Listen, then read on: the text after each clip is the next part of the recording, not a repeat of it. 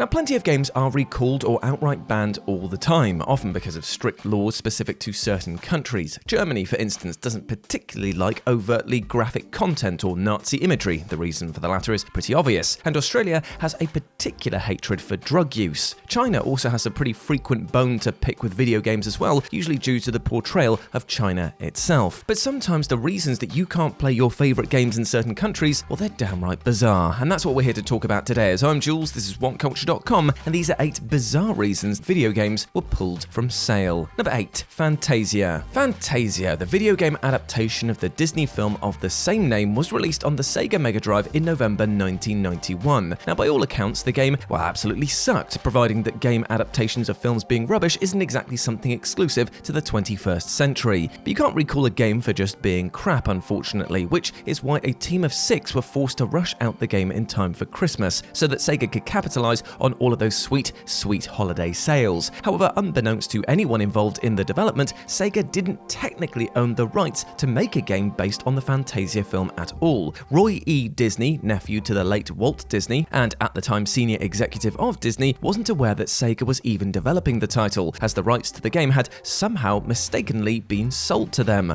You see, Roy had put a ban on any adaptations of Fantasia being developed at the behest of Uncle Walt, something that some executive at Disney was clearly unaware of. As a result, 5,000 copies of the game were destroyed, advertising for the game was pulled down, and Fantasia was banned from being resold.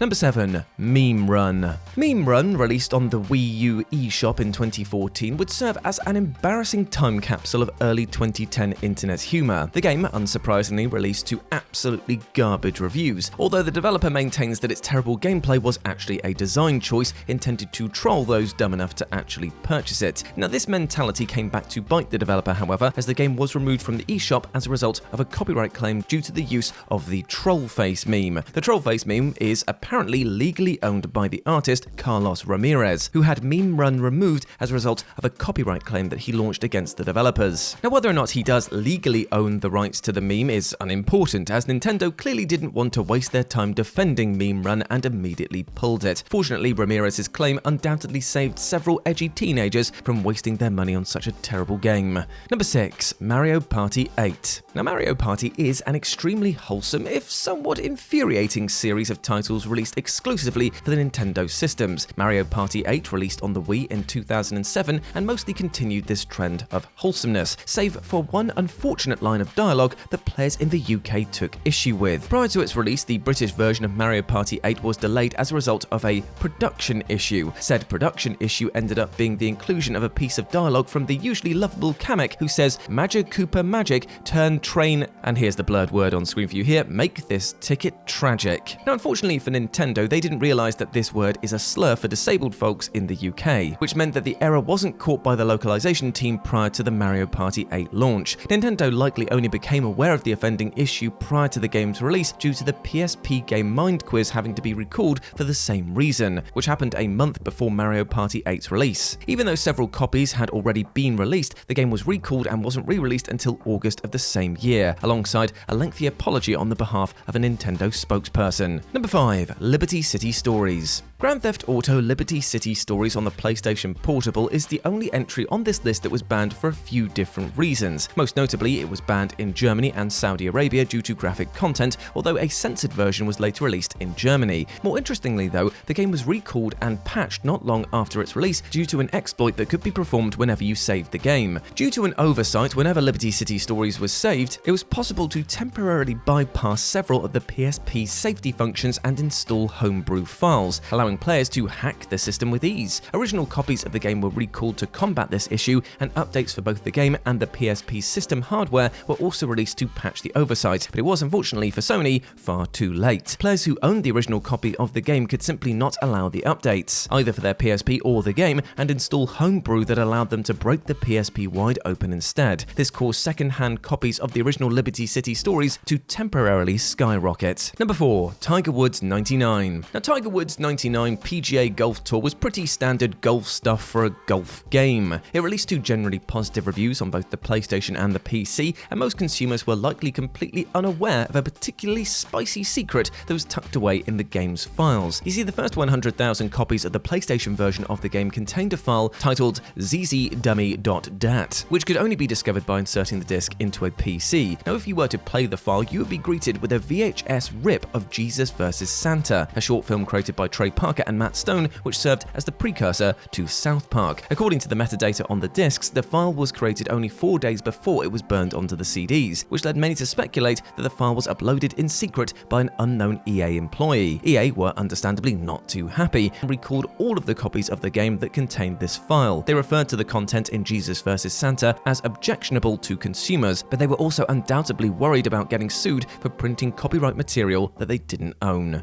Number 3. 2010 FIFA World Cup South Africa. Now, whilst sources regarding whether or not EA's titled 2010 FIFA World Cup South Africa was outright banned are a little murky, but the resulting faux pas from EA's mistake required a swift update less than a month after the game's release to rectify things. You see, several countries in the 2010 FIFA World Cup South Africa had footballs that you could choose that were designed to match their respective flags, which for the majority of the countries was a fun extra option that let you further represent your territory in matches. In Saudi Arabia's case, however, their football caused a bit of an outrage, and that's to put things lightly. As the design was modelled after Saudi Arabia's flag, it featured, to quote a member on EA's message boards at the time, the word of unity and God's name, something that several Islamic players took offence to, as it meant that you could kick Allah's name. As previously stated, whether or not this directly got the game taken off the store shelves in Saudi Arabia is very difficult to verify, despite what certain sources attest to, but it did result in EA patching the ball out of existence immediately after 2010 FIFA World Cup South Africa released. Number 2. Limbo of the Lost. Limbo of the Lost was a point-and-click game released in 2007, developed by the now defunct Majestic Studios and released exclusively on PC. It was absolutely slated upon release for being generally rubbish, but poor gameplay wasn't the only thing that people took issue with though, as it was immediately discovered that several assets were stolen from other games, including but not limited to Oblivion, Thief, and Diablo 2. Now, this wasn't just a case of a developer using assets from a publicly available library. Original artwork and music were directly copied from games without the developers or publishers' permission. The outrage that followed was swift and extremely well publicized, but it wasn't until early 2008, after the game had already been released in the US, that the title was recalled and never republished. Developer Majestic Studios released an apology and stated that nobody knew about this infringement and knowingly played a part in it, but the damage was already done. The buzz surrounding the game undoubtedly resulted in a lot more press for the title than any advertising campaign could have achieved, which likely resulted in higher sales than were initially anticipated.